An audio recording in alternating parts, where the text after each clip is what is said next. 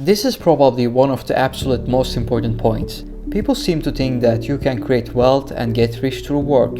And it's probably not going to work. There are many reasons for that. But the most basic is just that your inputs are very closely tied to your outputs. In almost any salaried job, even at one that's paying a lot per hour, like a lawyer, a doctor, you're still putting in the hours, and every hour you get paid. So what that means is when you're sleeping, you are not earning. When you are retired, you are not earning. When you're on vacation, you are not earning. If you look at even doctors who get rich, like really rich, it's because they open a business. They open like a private practice, and that private practice builds a brand, and that brand attracts people. Or they build something, some kind of a medical device, or a procedure, or a process with an intellectual property. So as you can see, essentially you are working for somebody else, and that person is taking on the risk. They are gonna pay you the bare minimum that they have to get you to do their job. Renting out your time means you're essentially replaceable. You're actually just not even creating that much original for society, but you are not creating new things for society. And you're essentially replaceable, because you are now doing a set role. Most set roles can be taught.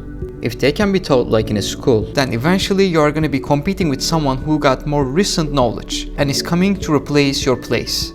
You are much more likely to be doing a job that can be eventually replaced by a robot. And it doesn't even have to be wholesale replaced overnight. It can be replaced little bit at a time. And that kind of eats into your wealth creation, and therefore your earning capability. So fundamentally your inputs are matched to your outputs. You are replaceable, and you are not being creative. I just don't think that this is the way that you can truly make money.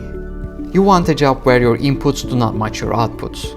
Businesses that have high creativity and high leverage tends to be ones where you could do an hour of work and it can have a huge effect. Or you can do 1000 hours of work and it can have no effect. For example, look at software engineering.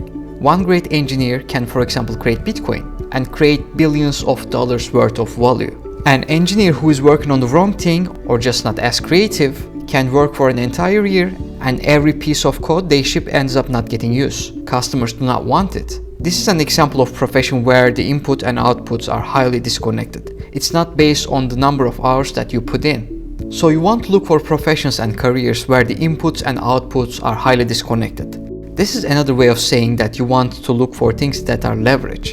And by leverage, I don't mean financial leverage alone, like Wall Street uses.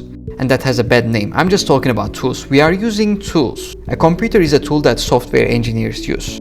Tools and leverage are what create this disconnection between inputs and outputs. Creativity, so the higher the creativity component of a profession, the more likely it's to have disconnection. So I think that if you are looking at professions where your inputs and outputs are highly connected, it's going to be very difficult to create wealth and make money for yourself in that process. Thanks for watching. If you're interested in videos about business, investing and money, don't forget to subscribe. I will see you in the next video.